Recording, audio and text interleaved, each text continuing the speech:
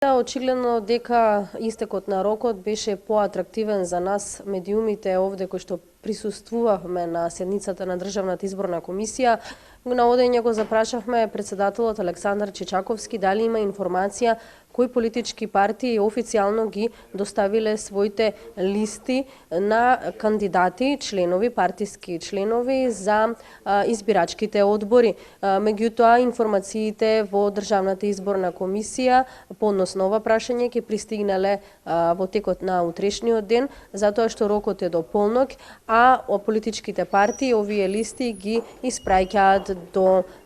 општинските изборни комисии. Едно е потврдено дека партијата ВМРО-ДПМН доставила листа од 3500 членови, откако ќе бидат во комисиите обработени, дали ги исполнуваат кандидатите условите, понатаму тие се враќаат во Државната изборна комисија и се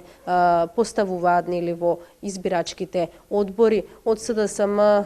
нема си уште став, меѓутоа со оглед на одлуката за бојкот на изборите, од нивните редови нема да пристигнат партиски листи, додека пак од партиите од албанскиот блок, ДУИ и ДПА се уште чекаме официјална информација дали доставиле или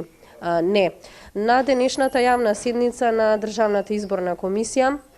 една од точките беше да се побара од Министерството за внатрешни работи регистарот на државјани на Република Македонија и оној регистар со малолетни граѓани, значи под 18 години, а се со цел транспарентен и нели во идните изборни циклуси да има еден транспарентен избирачки список. Јас тука предлагам да ја слушнеме изјавата на членот на Државната изборна комисија Силвана Бонева.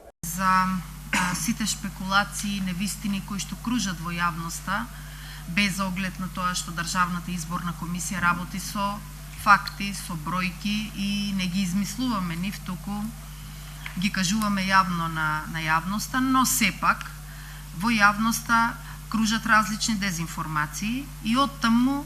е идејата на подпредседателот со цел да се затвори ова бројка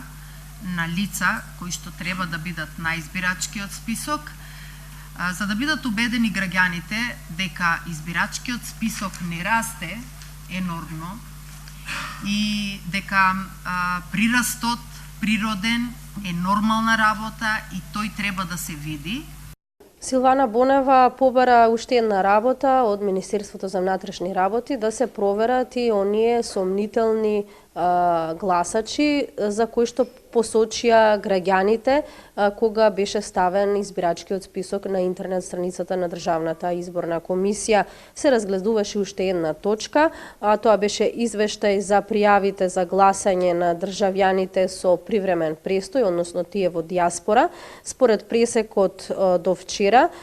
има 554 пријави за гласање, 82 се одбиени. Одбиени се некои бидејќи немале доказ за привремена работа во странство, а додека пак други ги немало во избирачкиот список.